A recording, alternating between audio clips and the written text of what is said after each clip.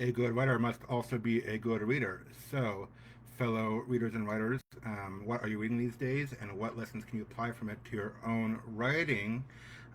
It's Sam with a Friday video for you. I'm just going to go ahead and tell you the book I'm going to talk about today is probably one of the best, probably the best read I've had so far this year. It's, in the first half of the year, it is a Pulitzer Prize winning book, and I think by the end of the year, it's still going to be near the top of my list, if not the very top for the year. So I'll tell you about that in just a minute. But it's a good book, and I'll tell you about it in just a moment. Hope everyone's doing well. Not a whole lot of updates on the writing front for me these days. I'm trudging away slowly at my revised introduction because I want to queer your fractured heroes some more. I found a couple other publishers that I'm interested in sending it to that maybe either friends have used or recommended, and they sound good. I just haven't gotten. I'm still revising, so I want to make sure it's polish and such before I send it out again. But I'm hoping to do that maybe by summertime. Um, I've been busy with other projects too. I am this week attending a writing conference, only virtually. It's called the Hope Words Conference. My work lets me go for professional development, and I've gone to it before virtually. It takes place in Bluefield, West Virginia, but of course I'm just going to be here. But there's some good author speakers there, some good, big, some rising names in the writing world who are going to be at that conference. So that's tonight and tomorrow. I'm hoping to get some inspiration, and then probably next week maybe I can share some of that inspiration with you in next week's video episode. But anyway, the book for today, before I ramble too much, is this book. I just finished it last night, and so I'm still processing my feelings, actually. It is called The Amazing Adventures of Kavalier and Clay, a novel by Michael Chabon. As I said, it won the Pulitzer Prize for fiction in 2001. It's a thick book. It's 600 pages. It took me, and the font isn't huge, so it took me. I was surprised I got through it as quickly as I did. I was realizing I couldn't read it as fast as I wanted to at night, but it's very engaging. Like I said, it's one of the best books I've read, probably the best so far this year, and I think it's going to be one of the best of the year overall. Let me tell you what I like about it. Well, first, just how I got into it. I read this author in college a little bit. I think I created a nonfiction course read about him. This book is realistic fiction, so it could have easily taken place in the real world. And someone told me that, or I forget what I read about him, but something having to do with probably comic books and pop culture. Actually, that does sound very familiar now. Anyway, this book is about two Jewish boys in the 30s who get involved in making comic books, which some of you might know or might not know.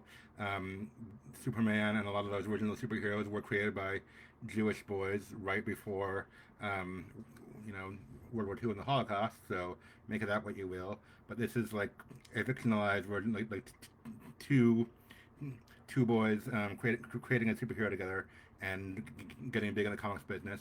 And people told me I should read it because obviously I love comics and I love to read. So there you go. I picked this up at a used bookstore probably almost 10 years ago now, and it's been sitting on my shelf. I've been wanting to read it. I just hadn't had the time. I wish I read it sooner. It's a great book. I finally got around to it. Great book. So it's about two boys, Joe and Sammy. They're actually cousins. And like I said, it begins in 1939. It spans several years, but it begins in 39 when they first meet up, and they're teenagers, 17 and 19, I think, and they're cousins. Sammy lives in Brooklyn, but Joe is from Prague, and things are heating up over there with political tensions and war and everything, and it's not looking good for Jews. He's able to be smuggled out of Prague. Joe has actually been trained by an escape artist, like he knows how to do stage magic and escape artistry and stuff like that. So they're able to smuggle him out of Prague by hiding him in this package, like in this box and all this stuff. And he makes it to America, where he ends up living with his cousin. And his cousin's a 17-year-old boy, 1939. He's reading about Superman and Batman and all those people in the earth in what's called the golden age of comics and stuff like that. And these boys end up creating a superhero of their own, and he's called the Escapist, kind of based on Joe's abilities. He's able to escape from anything, any dastardly trap the villain set for him, and he's of course uses that ability to try to free other people. So there's a big theme of escape and freedom, of course. So like tyranny and oppression, the boys are very obviously writing about the Nazis and their rise to power and stuff like that. But the escapist frees them from tyranny and oppression and things like that, and they get big in the comics world, and they have success for a while there. That's a fictional character, like he's not a real superhero who has been written about in comics before the book, but in this universe, it's right alongside Superman and Batman and some of those early ones, and it's really cool to see. It's just like, and they become somewhat wealthy, at least for boys in those days. Joe is trying to use his money to bring his family back from Prague because they're still trapped stuck over there. He has a mom and dad and a brother, and he wants to bring them over to America. And so they're just kind of rising in the business world. Sammy is writing the stories, Joe draws the pictures, and with the escapists and some other characters, they become big, and stuff like that. It's kind of a piece of life story, and I guess you could say coming of age too, because they're 17 or 19. They're teenagers, and of course, by the end of the book, they're not the same anymore. Actually, um, it's divided up into sections. The second to last section is during the war, World War II. Joe goes up to war, and when he comes back, he's not the same.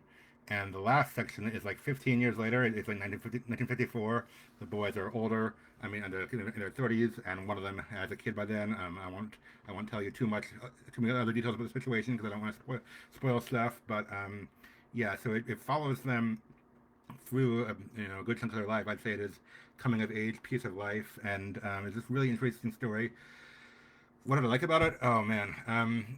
Okay, it's excellently written. It's just there's I don't know. Just this author has very engaging descriptions. Very not just physical descriptions, although there's that too, but just like I don't know, metaphors and just describing people's state of mind and kind of the things they are feeling. I don't know how to explain it, other than I could read you some sample passages if I had time. So I didn't find any or prepare any beforehand. But it's just go online and search for like an extra of Michael Chabon's work, and probably you'll see what I mean.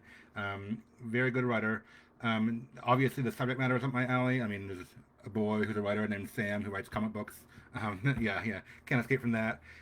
But just them getting into comic books is great, and you can tell the author knows his stuff about pop culture. I think I've read this author's writings on comic book collection before, but he's like he's writing about not just the fact that they make comic books, but he writes about like different art styles and the different narrative styles they try out and other elements of the day, and everything he includes, to my knowledge, matches up with real life history about comic books and the characters who were big in those days. Even like Stan Lee, a fictionalized version of Stan Lee, obviously makes a minor cameo appearance in one chapter when some of the big comic book guys are talking about things. So that's just kind of cool to see.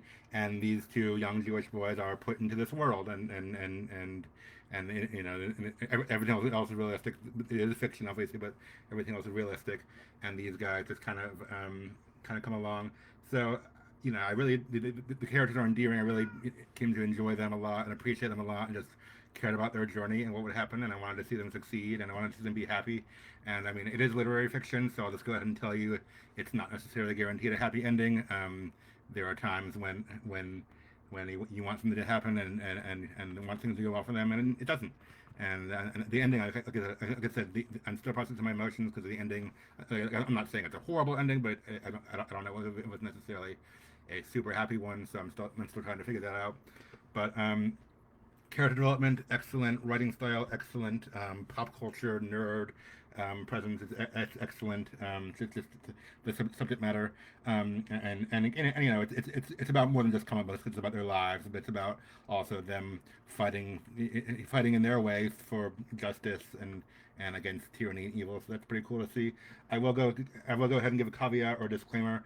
Like I said, it's very descriptive. Sometimes graphic. It's not like there are throughout the book sometimes sexual descriptions and descriptions of body parts and such. I'll go ahead and say both heterosexual and otherwise. It's a thick book. It's not the main focus. It's not on every page, but it's in there. If anyone has a problem with that, if it makes you squeamish or anything, or just uncomfortable, keep it in mind. It's in there for a while. But just I don't know, the overarching quality of the book was amazing. I'd say literary merit, it deserves a 5 out of 5 stars. I think it's the only book I've given 5 out of 5 on Goodreads this year so far. Again, excellently written, excellent characters, excellent story, really interesting subject matter. Only reason I consider it giving it less than 5 out of 5 is just some of those uncomfortable scenes that I mentioned and descriptions that could be distracting for some people, but still an excellent book. If if you can handle that, I really recommend it. And again, it's long, so I know a lot of people don't have time. I bet you can find it on audio somewhere. I'm not sure, but since it's not super new and it did win the prize, I feel like it should be available in other formats. I don't know. So yeah, check out The Amazing Adventures of Kavalier and Clay. There's so much more I want to say about it, but I'm over 10 minutes, and most of you haven't read it, so I wouldn't want to spoil the surprises or anything like that. But really engaging book. It was just very very much a delight to read, and yeah, I'm kind of sad that it's over now. I'm like, well, but I want more. So maybe I might have to check out more from this author. I'm not sure. What can you apply to your own writing? I don't know. I mean, I'd say honestly everything, but just read some of his stuff and look at how he does character development. Look at how he does things like um, things like descriptions and everything like that. Um, I don't know, just not literally, but take a page out of Michael Chabon's book because he did win the prize. I mean, at least once. I was just reading about it, and I think people call this book his magnum opus and stuff like that. So it's a prize winning book. And it's a very good book. So without repeating myself too much, there you go. I really recommend it, and there's a lot that from here that I would like to be able to emulate in my own writing. I mean, maybe not. No, I'm not saying copy his style exactly, but I mean, just that level of depth and that level of feeling is something we all seek to get across to our readers. So there you go. The Amazing Adventures of Kavalier and Clay. I recommend it a lot. Hope you get a chance to check it out and enjoy it. And until then, have a great weekend and keep doing your thing. Thanks for listening, everyone. Bye.